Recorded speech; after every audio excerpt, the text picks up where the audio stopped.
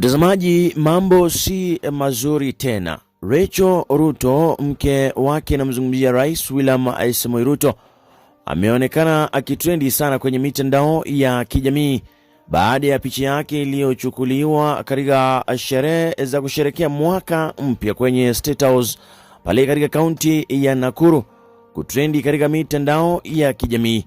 Katika picha hiyo inamuonyesha Rachel Ruto, mke wa rais, akiwa na mawazo chungu nzima na kuonekana kutofurahishwa, na Wakenya wamekuwa wakijiuliza ni kwa nini yale mambo yalifanyika. Ni ile facial expression yake ilionyesha hakuwa katika hali nzuri na hakuwa ameridhika. Wakenya kwenye mitandao ya kijamii ama DCI wale vile VAR checking wametoa maoni yao mbalimbali na hisia zao kuhusiana na picha hii ambayo imesagaa sana katika mitandao ya kijamii, wengi wakijiuliza ilikuwa ni sherehe kubwa sana, sherehe ya kufana, sherehe ya kufungua mwaka mpya. Watu wanafurahi, watu wanakula, wanatabasamu. Kwa hiyo hii ni kinaya kwamba kumuona mke ule wa rais akiwa katika hali ya huzuni, lakini kwa upande mwingine Susan Kihika, gavana yule wa kaunti ya Nakuru, akiwa ametabasamu kweli kweli. Kwa hiyo kuna swala fulani ama kuna mambo fulani ambayo yanaendelea chini kwa chini ambayo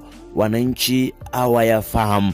Takumbuka mapema mwaka jana, mwaka 2023, Rais William Samoei Ruto naye aliugua ugonjwa fulani ambao unafahamika kama leukemia, ugonjwa wa kufura, wakati ambapo alifura miguu yake, na Wakenya wakaibua hisia sana kuhusiana na hali yake ya kiafya. Sasa mwaka huu ulipokuwa unatamatika, mwaka 2023, ni mke wake Rais William Samoei Ruto ambaye ametuacha na mawazo chungu nzima. Lakini ni hali tu ya kawaida.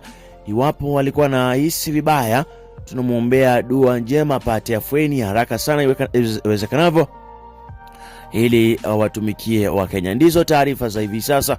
Tutakuwa na rejea na matukio mengine zaidi. Unaweza toa maoni yako hapo kwenye comment section kuhusiana na swala hili nzima ambalo linazidi kusaka katika mitandao ya kijamii.